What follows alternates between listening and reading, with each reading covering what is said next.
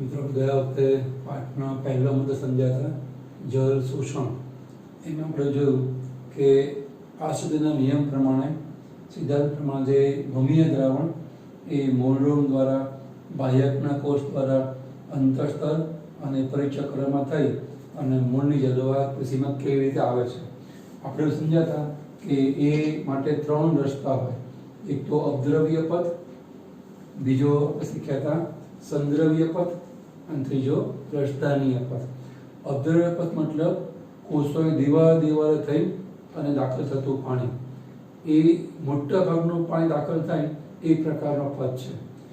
સંદ્રવ્ય પથ એટલે કોષના કોષ રસ પટલને ભેદી કોષમાં દાખલ થઈ અને વળી પાછું કોષ રસ પટલ ભેદી અને બહાર બીજા કોષમાં દાખલ થાય. તો કોષ રસ પટલને પસાર કરવું પડે પાણીને, એટલે બહુ થોડો જથ્થો પાણીને એવી રીતે વહન પામે, સંદ્રવ્ય પથ કહેવાય.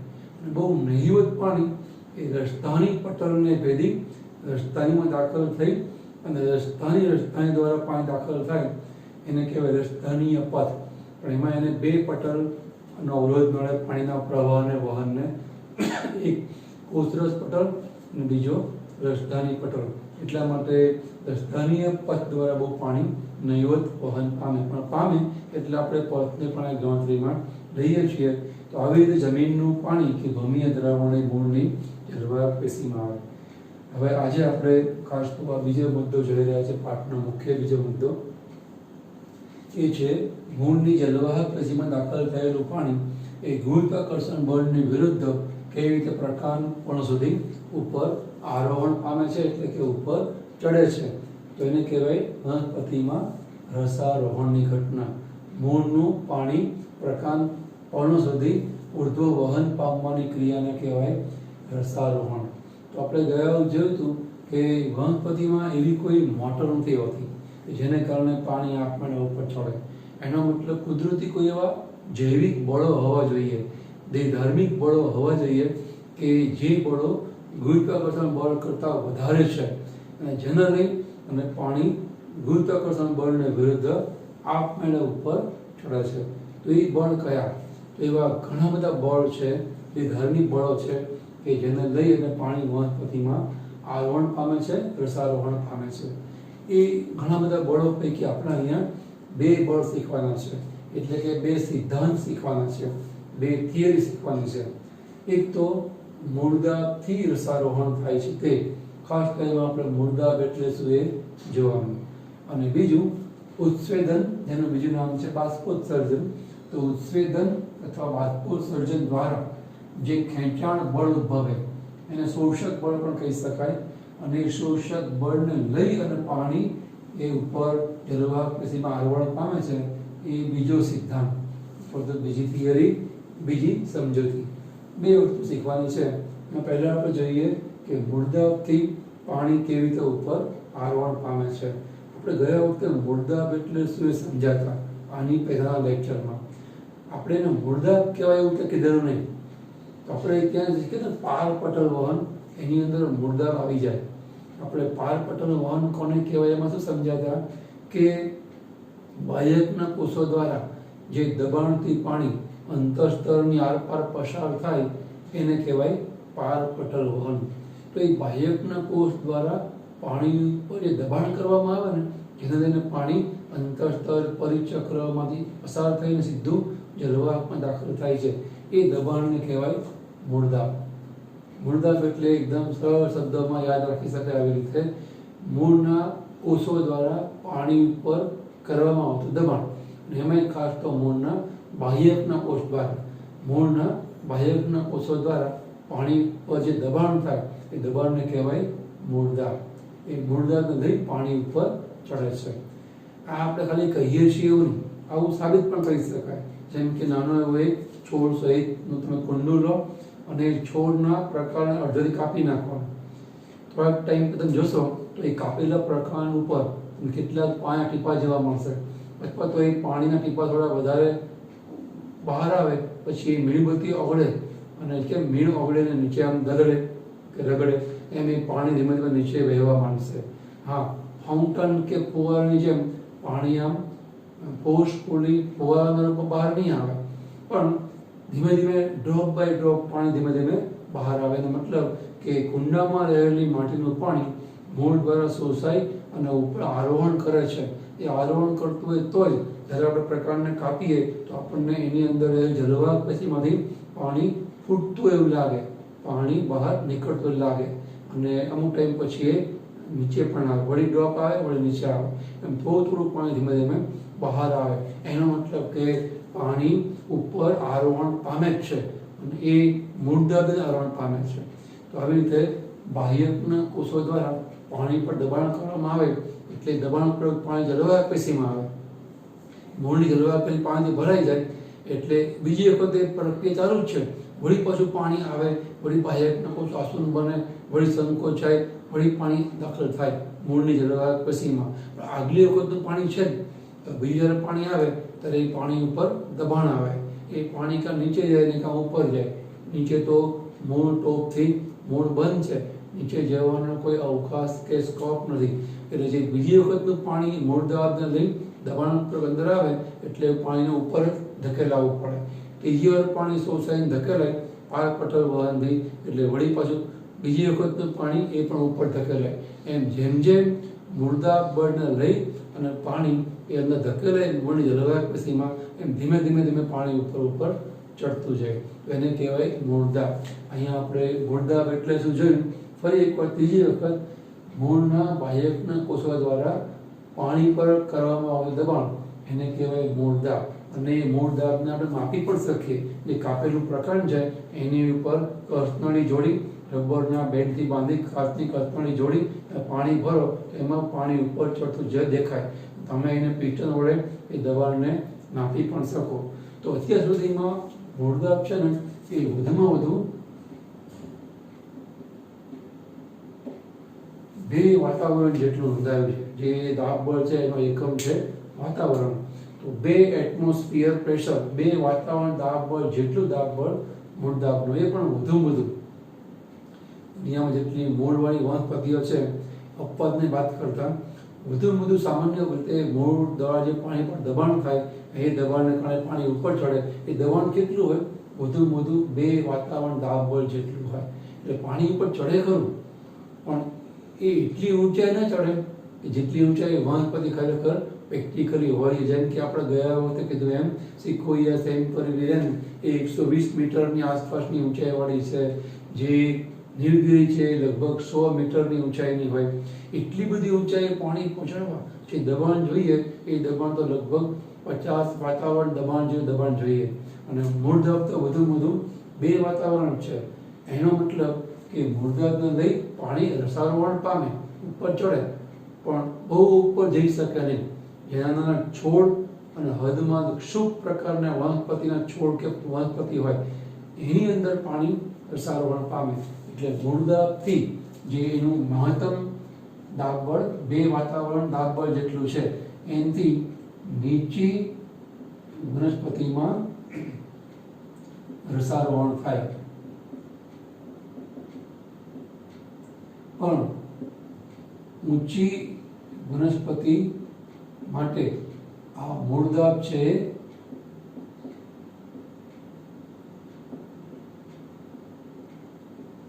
અપૂરતું છે. એ 50 વાતાવરણ દબાણ જોઈએ એટલી ઊંચાઈ પાણી ઉપર રસારોહણ કરવા માટે. અને મૂળદાબ તો વધુ 2 વાતાવરણ દાબ જેટલું હોય. તો એનો મતલબ કે મૂળદાબ સિવાય પણ બીજું કોઈ દાબ બળ હોવું જોઈએ કે જેને લઈ અને અતિશય ઊંચાઈએ પણ પાણી ગુરુત્વાકર્ષણ બળને વિરુદ્ધ ચડે છે. તો એ પહેલી વાત પૂરી કરી આપણે. આ વાતાવરણ દબાણ છે, 2 વાતાવરણ દાબ બળ દબાણ મૂળદાબની સાચું જ છે, પાણી ઉપર ચડે જ છે. પણ એ જમીન સરસા છોડ હોય બહુ ઓછી ઊંચાઈના એની અંદર બહુ ઊંચાઈ ચડાવવા માટે આ સિવાય બીજું કોઈ બળ હોવું જોઈએ. પાણી ઉપર ચડે છે તો હકીકત છે, 100 મીટરવાળી વનસ્પતિના ઉપર પર્ણો તો છે જ, ઉપર પુષ્પો તો આવે છે, વૃદ્ધિ વિકાસ થાય છે. એનો મતલબ પાણી તો ત્યાં પહોંચે જ છે, રસારોહણ થાય જ છે. એનો મતલબ કે આ વાતાવરણ દબાણ એ અપૂરતું છે. તો એનો મતલબ કે બીજું કોઈ દાબ બળ પણ હોવું જોઈએ એને લઈ અને અતિશય ઊંચાઈ પર પાણી રસારોહણ પામીને પહોંચે છે. એના માટે આપણને સમજૂતી બીજી આપી છે, એ છે ઉત્સર્જન બળ હતું ખેંચાણ બળ. એ પણ રસારોહણ માટે જવાબદાર છે. એ સમજીએ એની પહેલાં અહીંયા આપણે બીજા બળ સમજીએ. જે બધા ભૌતિક બળો છે એ પણ વરસાદવરણ માટે જવાબદાર છે. એમાં એક છે સંલગ્ન બળ, બીજું છે અભિલગ્ન બળ, ત્રીજું છે કેશાકર્ષણીય બળ અને ચોથું છે પૃષ્ઠ તાણ નામનું બળ. પહેલા આપણે સંલગ્ન બળ એટલે શું? સંલગ્ન બળ એટલે પાણીના બે પાસે આવેલા, જેને આપણે ક્રમિક પણ કહી શકીએ, એ પાણીના બે પાસે આવેલા એટલે કે ક્રમિક અણુ વચ્ચે લાગતું કે વચ્ચે રહેલું આકર્ષણ બળ. જેમ તમે કેમિસ્ટ્રીમાં શીખ્યા છો એને તમે વાન્ડરવાલ ફોર્સ કહો, વાન્ડરવાલ બળ કહો. પાસે આવેલા બે અણુ વચ્ચે આકર્ષણ હોય એ આકર્ષણ બળને અહીંયા કહેવાય સંલગ્ન બળ.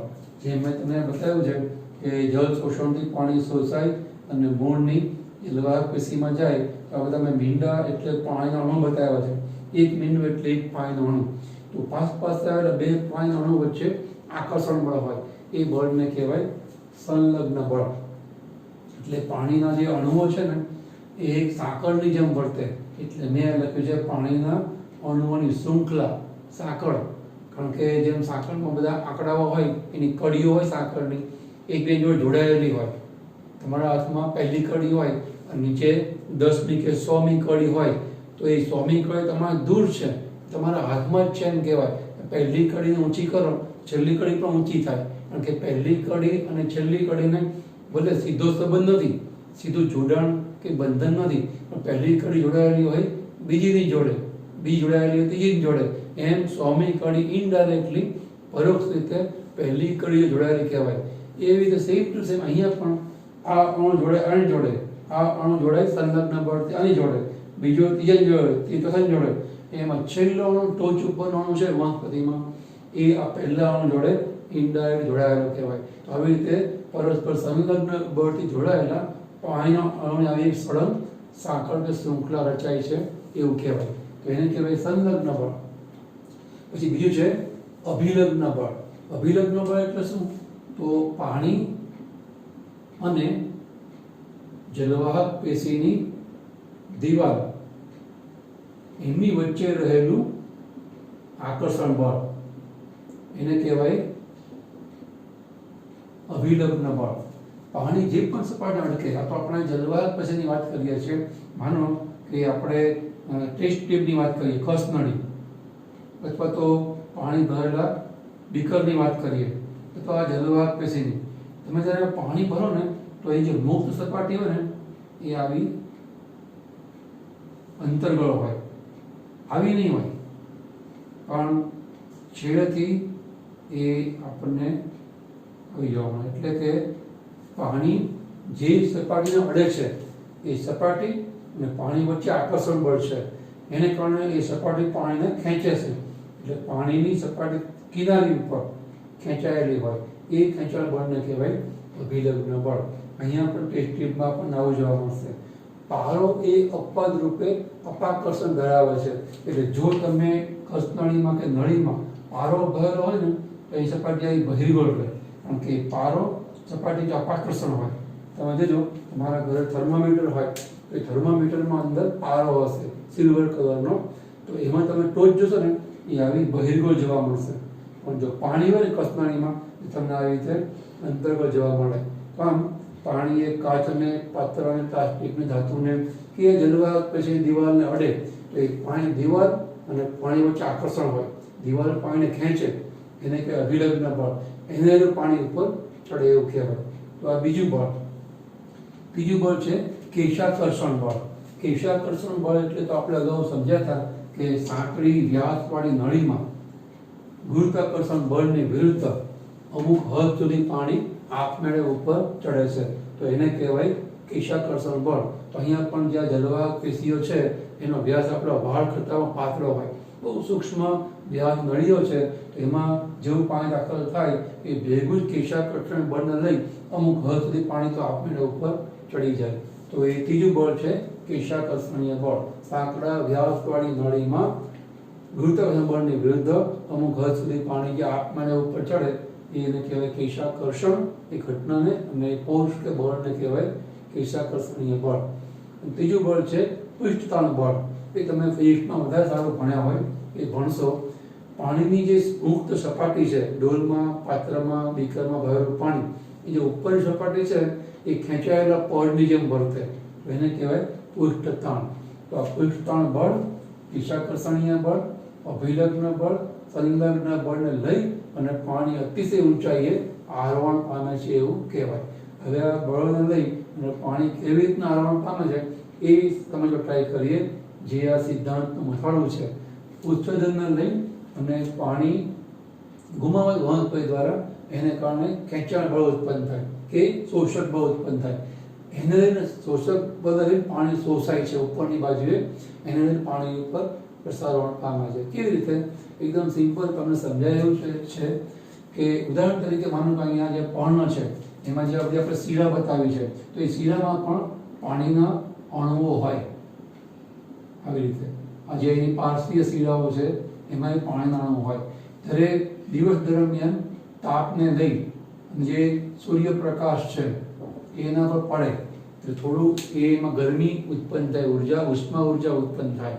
જેમ આપણે તડકો પડે તો આપણી ચામડી પણ તપે છે, ગરમ થાય છે. ઉષ્મા ઉર્જાને કારણે આપણને એ ગરમીથી રક્ષણ માટે કુદરતે વ્યવસ્થા આપી છે પરસેવાની, તો જ પરસેવો વળે. જેમ તાપ વધારે લાગે આપણને, તડકા વધારે રહીએ, એમ પરસેવો વળે. આપણી કુલિંગ સિસ્ટમ છે જેને લઈ આપણું શરીર થોડું તાપમાન યોગ્ય રહે, એનું જળવાય. અહીંયા પણ એવું જ થાય. વનસ્પતિમાં જો કે પ્રસ્વેદ સર્જન ના થાય, પર્સ્પિરેશન ના થાય, એમાં બાષ્પોત્સર્જન થાય. એટલે કે જે તાપમાનને જાળવવા માટે જે ક્રિયા છે આપણી પ્રસ્વેદ સર્જનની છે, પરસેવો વળવાની, અહીંયા બાષ્પોત્સર્જન જે બાષ્પ ઉત્પન્ન થવાની ક્રિયા છે. એટલે કે એ પણ તાપમાન જાળવવાના હેતુસર જ્યારે તાપ પડે અને એની અંદરની પેશીઓ ગરમ થાય અને સુકાય અને એ અંગ મરી જાય, એ પહેલા એ ગરમીના કારણે પેશીઓને નુકસાન થાય, પેશીઓમાં સુકારો થાય, એ પહેલા એ પાણીને વરાળ સ્વરૂપમાં ફેરવવામાં ઉષ્માને વાપરી નાખે, ઉષ્મા ઉર્જાને. એના કારણે પેશીઓને નુકસાન ના થાય. હવે ઉદાહરણ તરીકે આપણે ધારીએ કે ગરમી પડે તો એ ગરમી સામે ટકી રહેવા માટે વનસ્પતિનો જે છેલ્લો અણુ છે, છેલ્લો અણુ એ વરાળ સ્વરૂપે એ ગુમાવે ગેસિયસ ફોર્મમાં, H2 ગેસ. પર્ણમાં હોય ત્યારે પાણી લિક્વિડ ફોર્મમાં છે, એટલે કે પ્રવાહી સ્વરૂપમાં છે. પણ દિવસ દરમિયાન કે કોઈ પણ પ્રકાશ કે તાપ પડે એ ગરમી સામે ટકવા એ ગરમીનો ઉપયોગ કરશે, પ્રવાહી પાણીને વરાળ સ્વરૂપમાં ફેરવવામાં એ ગરમી વાપરી નાખશે. એ એને ગરમી નુકસાન કરશે નહીં. જેને આપણે કહીએ છીએ સિમ્પલી બાષ્પોત્સર્જન અથવા તો ઉત્સર્જન. બાષ્પ રૂપે પાણીનું ઉત્સર્જન થવું એને કહે બાષ્પોત્સર્જન. જેમ પ્રસ્વેદ સર્જન થાય એ આપણી કુલિંગ સિસ્ટમ છે, તાપમાન જાળવવાની ક્રિયા છે. વનસ્પતિમાં જે ગરમી સામે ટકવાની ક્રિયા છે, કુલિંગ સિસ્ટમ છે, એ બાષ્પોત્સર્જન છે. હવે થાય શું? આ બધા બળને ધ્યાનમાં રાખો કે જ્યારે આ એક પાણીનો છેલ્લો અણુ એ વરાળ સ્વરૂપે ઉડી જાય, ગુમાવાય, પણ આપણને ખબર છે કે એ પાણીનો અણુ એની નીચે આવેલા પાણીના અણુ જોડે સંલગ્ન બળથી, પ્રચંડ આકર્ષણ બળથી જોડાયેલો છે. સંલગ્ન બળ મતલબ પાણીના બે પાસે અણુ વચ્ચે રહેલું પ્રચંડ આકર્ષણ બળ. તો થાય શું? એ જે છેલ્લો અણુ છે એ વરાળ સ્વરૂપે ઉડે ને તો આને ખેંચતો જાય.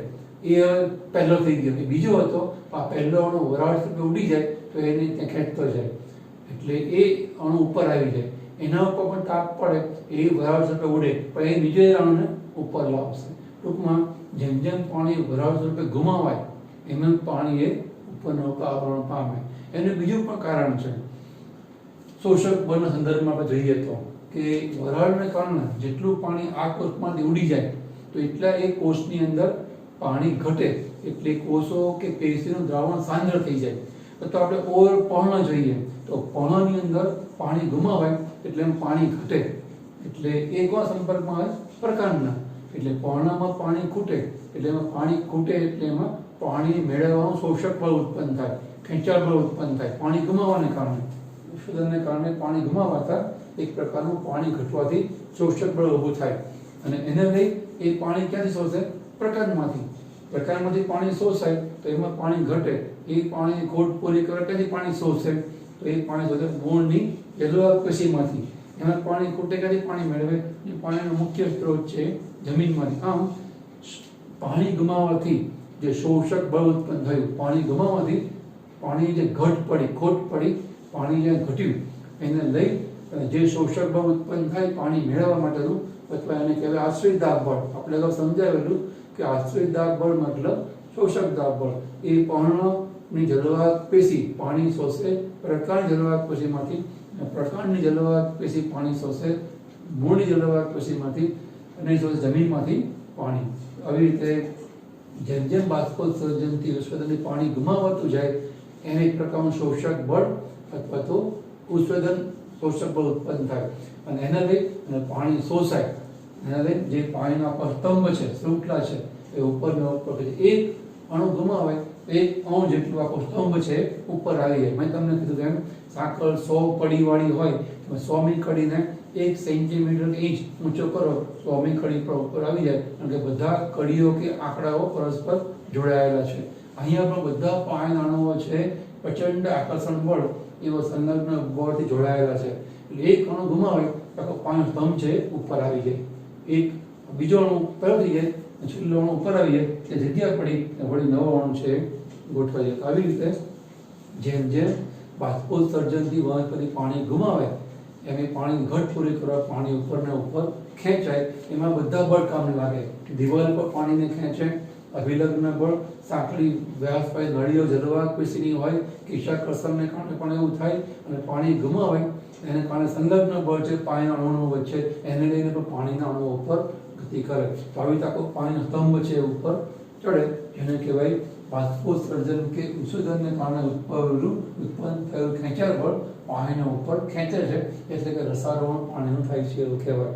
તો આ સિદ્ધાંત બીજો સમજ્યા આપણે, ઉત્સર્જનથી કેવી રીતે ખેંચાણ કે શોષક બળ ઉત્પન્ન થાય છે, એને કેવી રીતે રસારોહણ થાય છે. તો આ પાઠનો બીજો મુદ્દો આપણે શીખ્યા મૂળદાબથી અને ઉત્સર્જનથી કેવી રીતે રસારોહણની ક્રિયા થાય છે. આપણા લેવલે આપણને આટલું આવડે એટલે આપણને બીજો મુદ્દો આવડતો કહેવાય. હવે જ્યારે પાણી ઉપર પહોંચે તો એ કેવી રીતે વનસ્પતિ ગુમાવે છે. આપણે જે ક્યારના કહીએ છીએ કે ગરમી સામે ટકવા માટે વનસ્પતિ પોતાના પાણીને બાષ્પમાં ફેરવી અને ગુમાવે, જેને કહેવાય બાષ્પોત્સર્જન. તો એ પાઠનો હવે છેલ્લો મુદ્દો છે, ત્રીજો અને છેલ્લો મુદ્દો બાષ્પોત્સર્જન અથવા તો ઉત્સર્જન. એ આપણે નેક્સ્ટ લેક્ચરમાં જોઈશું.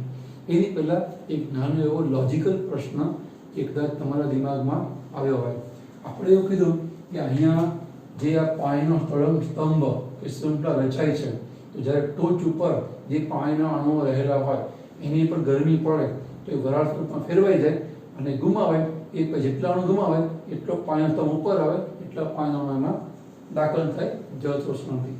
પણ અહીંયા એક નાની એવી શંકા આપણને એવી કદાચ મનમાં રહેતી હોય કે આ જે જળ શોષણ સિદ્ધાંત છે, ઉત્સર્જનથી ઉદ્ભવતા ખેંચાણ બળનો સિદ્ધાંત, એ લાગુ ક્યારે કરી શકાય, વનસ્પતિને એપ્લાય ક્યારે કરાય? કે માનું કે આ સિકોયા સેમ્પરિયમ નામની વનસ્પતિ છે, 300 ફૂટ ઊંચી વનસ્પતિ છે, તો 300 ફૂટનો પાણીનો સ્તંભ બની ટોચ પર પહોંચી જાય. હવે આ સિદ્ધાંત લાગુ પડે એ 300 કે 100 ફૂટે ઊંચી રહેલી વનસ્પતિ ટોચ ઉપર કે સાઈડમાં પણ બાજુમાં પણ ગરમી પડે, પાણી ગુમાવાય, એટલે જેટલું પાણી ગુમાવે એટલું પાણી ઉપર ખેંચાય. પણ 300 ફૂટની ઊંચી વનસ્પતિમાં ઇનિશિયલી શરૂઆતમાં પાણી ઉપર પહોંચે કેવી રીતે? 300 ફૂટે પાણી પહેલાં પહોંચવું જોઈએ ને. તમારા હાથમાં એ સાંકળ જે 100 કડી બનેલી છે એની પહેલી કડી તો હાથમાં આવી જોઈએ ને. પછી તમે પહેલી કડી ખેંચો તો 100મી ખેંચાય, પણ એ નીચે છે તો તમારા હાથમાં ન હોય તમે એને હલચલ કરાવી શકશો નહીં. એમ 300 ફૂટે પાણી પહોંચે કેવી રીતે? પછી આ સિદ્ધાંત લાગુ પડે કે પાણીનો સ્તંભ ઉપર અડી ગયો પાણીને દરેક શાખાઓની ટોચે. હવે જેમ જેમ ગુમાવે છે પાણી બાષ્પોત્સર્જનથી, એમ જે ઉત્પન્ન થાય પાણીની ઘટ પાવાના શોષક બળ, એ શોષક બળ પાણી શોષાઈને ઉપર ચડશે. એ પછી આજીવન ચાલુ રહેવાનું. પણ શરૂઆતમાં પાણી ઉપર પહોંચે કેવી રીતે? તો આપણને થાય કે આ સિદ્ધાંતો તો બરાબર ના કહેવાય, કારણ કે આપણને પાણી પહેલાં કે ઉપર ચડશે સમજાવતું નથી, ચડી ગયા પછી આ સિદ્ધાંત કામ લાગે. તો અહીંયા એવું નથી. એના ઉપર નાનો એક આપણે જોક સામે આપણે લેક્ચર પૂરું કરીએ. એક ગામની અંદર એક ખેડૂત ખેતીવાડી કરતો હશે, ત્યાંથી એક મુસાફર પસાર થયો ઘોડા ઉપર. એ મુસાફર જે ખેડૂત પાસે પાણી છે, જે કોષ ચાલે છે અને પાણી આવે છે, એટલે એને પણ તરસ લાગેલી, એના ઘોડાને પણ તરસ લાગેલી, એટલે એ પાણી પીવા માટે ગયો. ખેડૂત એને આવકાર આપ્યો, પાણી પીવડાવ્યું, ઘોડાને પણ ટાંકીમાંથી અવેડા જેવું પાણી પીવડાવ્યું. પછી બે વાતચીત કરીમાં મુસાફર એવું કીધું, વાતમાંથી વાત નીકળી એટલે એ ખેડૂતને કે તમારા ગામમાં કોઈ મોટો માણસ જન્મ છે, મહાન માણસ જન્મ છે, કોઈ મોટો માણસ જન્મ છે? એટલે ખેડૂતે થોડો સમય વિચાર્યું અને બહુ વિચાર્યું, થોડો સમય નહીં વધારે સમય, કે આપણા ગામમાં કોઈ મોટો માણસ જન્મ છે. અને લાંબા વિચાર અંતે પછી એને કચવાતા મને કે થોથવાતા એવું કીધું કે અમારા ગામમાં તો કોઈ મોટા માણસ જન્મ નથી, બધા બાળકો જ જન્મે છે. ખરા મિત્રો? ખેડૂતને શું પ્રશ્નમાં અર્થ સમજાયો કે મોટો માણસ એટલે કે સીધો 6 ફૂટનો કોઈ માણસ જન્મ છે? જ્યારે પેલો મુસાફર પૂછતો હતો મોટો મતલબ કોઈ મહાન, ગાંધીજી, જવાહરલાલ નહેરુ, સ્વામી વિવેકાનંદ એવા કોઈ મહાન વ્યક્તિ તમારા ગામમાં થયા છે? પણ ખેડૂત એવું સમજાયો કે સીધા કોઈ 6 ફૂટના માણસ જન્મ છે, મોટા માણસ કોઈ જન્મ છે. એટલે ખેડૂત એવું લાંબુ વિચાર કે મારા દાદા પરદાદાની પેઢીઓમાં આવું આપણે સાંભળ્યું નથી, આપણે તો બધા બાળકો જ જન્મે છે, નાના જ જન્મે છે. એટલે એણે કીધું કે ના, અમારા કોઈ મોટા માણસ નહીં, બાળકો જ જન્મે છે. આ નાના એવા જોકની અંદર આપણો આ પ્રશ્નનો જવાબ છે કે જે આ 300 ફૂટ ઊંચી વનસ્પતિ છે એ જન્મે 300 ફૂટ ના હોય ને, 6 ફૂટનો માણસ જન્મે તો 1-1.5 ફૂટનો જ હોય. એમ જે મોટો વડ છે એ વડનો ટેટો તમે વાવો, એનો બી. અત્યારે આપણે નેક્સ્ટ લેક્ચરમાં જોઈશું.